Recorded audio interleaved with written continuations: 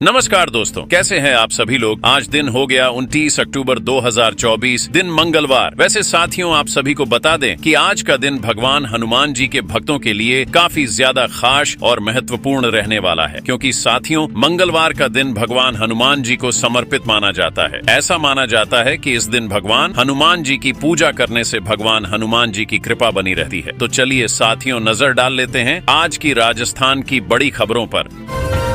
बड़ी खबर, नाले की जमीन पर बने आलीशान शोरूम पर चला नगर निगम का बुलडोजर, दिवाली के बाद हटेंगे और भी अतिक्रमण। जी हां साथियों, भरतपुर में नाले की जमीन पर बने एक आलीशान शोरूम को नगर निगम ने बुलडोजर से ध्वस्त कर दिया। गलबलिया ट्रेडर्स के मालिक ने नाले की भूमि पर करोड़ों की लागत से शोरूम बना रखा था। यह कार्रवाई राजस्थान हाईकोर्ट के आदेश पर की गई है। नगर निगम ने पहले ही शोरूम के मालिक मनोज कुमार को नोटिस भेजकर इस कार्रवाई की जानकारी दी थी, लेकिन उन्होंने इसका विरोध करते हुए भरतपुर जिला कोर्ट में मामला दायर किया, जिसे 8 अगस्त को खारिज कर दिया गया और उसे अवैध मानते हुए हटाने का निर्देश दिया।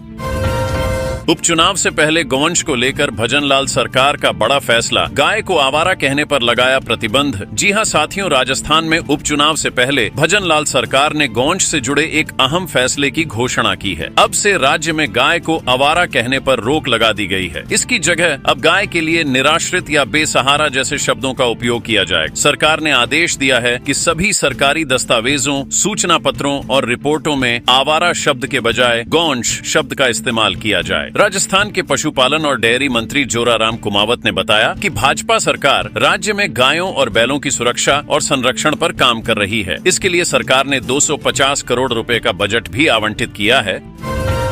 राजस्थान सरकार का हिंदू शरणार्थियों को बड़ा तोहफा, मदन दिलावर बोले, छात्रों को मिलेगी स्कॉलरशिप। जी हां साथियों, राजस्थान सरकार ने हिंदू शरणार्थी छात्रों के कल्याण के लिए एक महत्वपूर्ण छात्रवृत्ति योजना शुरू की है, जिसे हिंदू शरणार्थी विद्यार्थी कल्याण छात्रवृत्ति योजना के नाम से जाना जाएगा। शिक्षा मंत्री मदन दिलावर ने इस योजना को मंजूरी देते हुए कहा कि यह पहल हिंदू शरणार्थी परिवारों के बच्चों की शिक्षा को प्रोत्साहित करने के लिए बनाई गई है। इस योजना के तहत राजकीय और राज्य सरकार से मान्यता प्राप्त विद्यालयों में कक्षा 6 से 12 तक अध्ययनरत हिंदू शरणार्थी परिवारों के बच्चों को छात्रवृत्ति प्रदान की जाएगी। शिक्षा मंत्री ने स्पष्ट किया कि कक्षा 6 से 10 तक के छात्रों को हिंदू शरणार्थी पूर्व मैट्रिक छात्रवृत्ति के रूप में वार्षिक 4,000 रुपए दिए जाएंगे। वहीं कक्षा 11 और 12 के छात्रों को हिंदू शरणार्थी पोस्ट मैट्रिक छात्रवृत्ति के तहत वार्षिक 5,000 रुपए की राशि मिलेगी।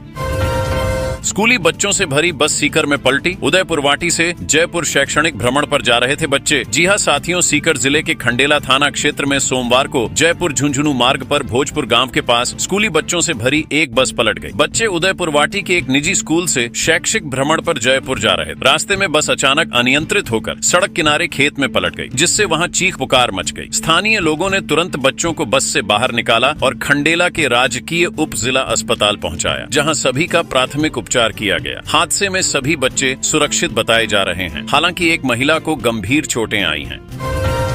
Greenko energy hydro power project से शाहबाद में 4 लाख पेड़ों पर संकट, लोगों ने चिपको आंदोलन की दी चेतावनी। जी हां साथियों, राजस्थान के बारां जिले के शाहबाद क्षेत्र में Greenko energy private limited company hydro power plant स्थापित करने की योजना बना रही है। इसके लिए शाहबाद के घने जंगलों में लगभग 400 हेक्टेयर जमीन पर लगे करीब 4 लाख पेड़ों की कटाई का खतरा मंडरा रहा है। केंद्र सरकार ने कंपनी को 1,19,759 पेड़ काटने की अनुमति दे दी है, जिससे पर्यावरण प्रेमी और स्थानीय लोग नाराज हैं। पेड़ों की कटाई के विरोध में हाईकोर्ट और एनजीटी ने इस पर रोक लगा दी है। इसके अलावा शाहबाद घाटी संरक्षण समिति ने भी जिला कलेक्टर को ज्ञापन देकर हरे भरे पेड़ों को बचाने की मांग की है। समिति ने आरोप लगाया कि वन विभाग ने पेड़ों की संख्या को कम दर्शाया है और असली आंकड़े छिपाए गए हैं। उनका दावा है कि इस क्षेत्र में करीब 4 लाख पेड़ हैं और उनकी कटाई का सही सर्वेक्षण करवाने की मांग की गई है। समिति ने चेतावनी दी है कि यदि पेड़ों की कटाई रोकी नहीं गई तो वे चिपको आंदोलन की तर्ज पर प्रदर्शन करेंगे। सांचौर में दिवाली से पहले मिलावटखोरों पर एक बार फिर एक्शन, 200 किलोग्राम दूषित मावा किया गया नष्ट। जी हां साथियों, राजस्थान के सांचौर में दिवाली से पहले मिलावटखोरों के खिलाफ सख्त कार्रवाई की गई है। खाद्य सुरक्षा विभाग और जिला प्रशासन की संयुक्त टीम ने शहर में मिठाई की दुकानों और खाद्य सामग्री की जांच की। जांच के दौरान शुद्ध आहार मिलावट पर वार अभियान के तहत 200 किलोग्राम दूषित मावा जब्त किया गया और उसे मौके पर ही नष्ट कर दिया गया। दिवाली से पहले मिलावटखोरों के खिलाफ इस तरह की कार्रवाई से लोगों की सेहत को सुरक्षित रखने की कोशिश की जा रही है। राजस्थान में नाबालिग को थाने में पिलाया गया पेशाब, प्राइवेट पार्ट में घुसाया डंडा, परिजनों ने लगाई न्याय की गुहार। जी हां साथियों, राजस्थान के सीकर जिले में कथित रूप से इंसानियत को शर्मसार करने वाला मामला सामने आया है। जिले के खंडेला थाना इलाके के भोजपुर गांव में एक नाबालिग को चोरी के मामले में पूछताछ के लिए पुलिस थाने लेकर आई थी। वहीं अब आरोप लगाया जा रहा है कि पुलिस ने नाबालिग के साथ गलत व्यवहार किया। नाबालिग को पुलिस ने पेशाब पिलाया और उसके प्राइवेट पार्ट में डंडे घुसाए। अब इस मामले में परिजन और ग्रामीण सीकर एसपी ऑफिस के बाहर धरना प्रदर्शन कर रहे हैं। वहीं पुलिस कर्मियों से कुछ सवाल पूछ रहे हैं। सिरोही में ऑनलाइन ठगी की कोचिंग का खुलासा, ऐसे होता था सिलेक्शन। जी हां साथियों, सिरोही जिले के आबू रोड में पुलिस ने ऑनलाइन ठगी के एक कोचिंग सेंटर का भंडाफोड़ किया है। पुलिस ने बताया कि इस सेंटर के मास्टरमाइंड गुजरात के अहमदाबाद और राजस्थान के पाली जिले के सुमेरपुर से हैं। पुलिस ने होटल में छापा मारकर 8 ट्रेनी युवकों को गिरफ्तार किया है जो ऑनलाइन ठगी में प्रशिक्षित हो रहे थे, जबकि मास्टरमाइंड फरार हैं। सदर थाना अधिकारी राजीव भादु ने बताया कि न्यू टाउन के नेहा किचन होटल में ये युवक पिछले 1 महीने से रह रहे थे और रात में बाहर जाकर सुबह वापस लौटते थे। मुखबिर की सूचना पर पुलिस ने उन पर नजर रखी और अचानक छापा मारकर उन्हें गिरफ्तार कर लिया। एसओजी ने 47 आरोपियों के खिलाफ पेश किया चार्जशीट। जी हां साथियों, राजस्थान में पेपर लीक केस में एसओजी ने बड़ी कार्रवाई करते हुए अब 47 आरोपियों के खिलाफ चार्जशीट दायर किया है। वैसे तो राजस्थान में कई सरकारी नौकरी के परीक्षाओं में पेपर लीक का मामला आया है। राजस्थान में एसआई पेपर लीक मामला है जिस पर एसओजी पहले से ही कार्रवाई कर रही है, लेकिन अब जो एसओजी ने चार्जशीट दायर किया है वह वरिष्ठ अध्यापक भर्ती पेपर लीक मामले से जुड़ा है। इससे पहले भी 18 आरोपियों के खिलाफ इसी मामले में चार्जशीट दायर किया जा चुका है। अब एसओजी ने वरिष्ठ अध्यापक भर्ती पेपर लीक मामले में 47 और आरोपियों के खिलाफ चार्जशीट पेश की है। ईडी मामलों की विशेष अदालत में यह चार्जशीट उदयपुर के बेकरिया थाने में वर्ष 2022 में दर्ज मामले में पेश की गई है। इस मामले में एसओजी 18 आरोपियों के खिलाफ पूर्व में चार्जशीट पेश कर चुकी है।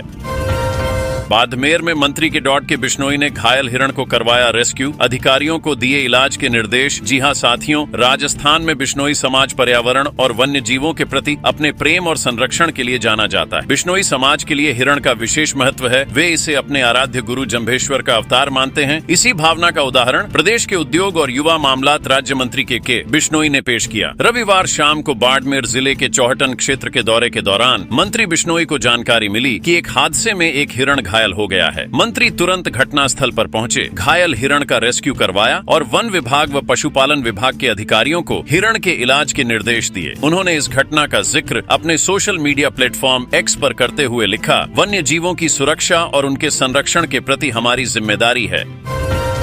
टोंक से निर्दलीय प्रत्याशी नरेश मीणा नंगे पैर करेंगे प्रचार। जी हां साथियों, देवली उनियारा विधानसभा उपचुनाव के लिए चुनाव प्रचार अब जोर पकड़ने लगा है। इस बीच निर्दलीय प्रत्याशी नरेश मीणा ने एक अनोखी पहल की है। उन्होंने आज चुनाव प्रचार की शुरुआत करते हुए घोषणा की है कि वे मतगणना तक बिना जूते और चप्पल यानी नंगे पैर रहकर प्रचार करेंगे। नरेश मीणा ने अलीगढ़ क्षेत्र के उखलाना गाँव में दहलवाल जी महाराज के स्थान पर एक सभा को संबोधित करते हुए यह कसम खाई। उनका यह अलग अंदाज चुनावी माहौल में चर्चा का विषय बन गया है, जहां अन्य प्रत्याशी गाड़ियों और घोड़ों के लवाजमे के साथ मतदाताओं से संपर्क बना रहे हैं। नरेश मीणा के इस कदम को उनकी चुनावी रणनीति के तहत देखा जा रहा है, जिससे वे मतदाताओं के बीच अपनी पहचान बनाने की कोशिश कर रहे हैं।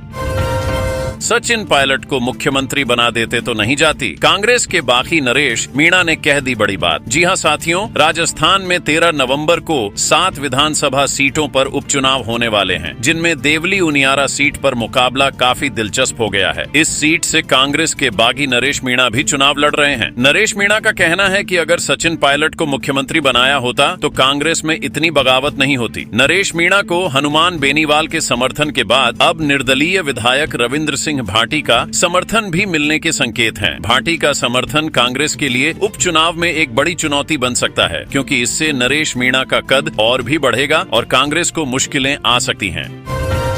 नाकाबंदी तोड़कर भागे माफिया, पुलिस ने 10 किलोमीटर तक किया पीछा। जी हां साथियों, सिरोही जिले की पुलिस ने माफियाओं और तस्करों के खिलाफ एक बड़ी कार्रवाई की है। पिंडवाड़ा थाना क्षेत्र में मोरस पुलिस चौकी प्रभारी ने नाकाबंदी तोड़कर भाग रही एक तेज रफ्तार कार का पीछा किया और 100 किलो डोडा पोस्त जब्त किया। पुलिस को देखकर कार का ड्राइवर मौके पर कार छोड़कर फरार हो गया। सिरोही पुलिस अधीक्षक अनिल कुमार बेनीवाल के निर्देश पर जिले में मादक पदार्थों के खिलाफ विशेष अभियान चलाया जा रहा है। शनिवार 26 अक्टूबर शाम को नाकाबंदी के दौरान यह कार्रवाई की गई। मोरस चौकी प्रभारी पन्ना लाल ने अपनी टीम के साथ नाकाबंदी की थी। तभी स्विफ्ट कार ने नाकाबंदी तोड़ी और भागने लगा। पुलिस ने उसका करीब 10 किलोमीटर तक पीछा किया, लेकिन तस्कर जंगल में कार छोड़कर भागने में सफल हो गए। अब पुलिस उनकी तलाश कर रही है।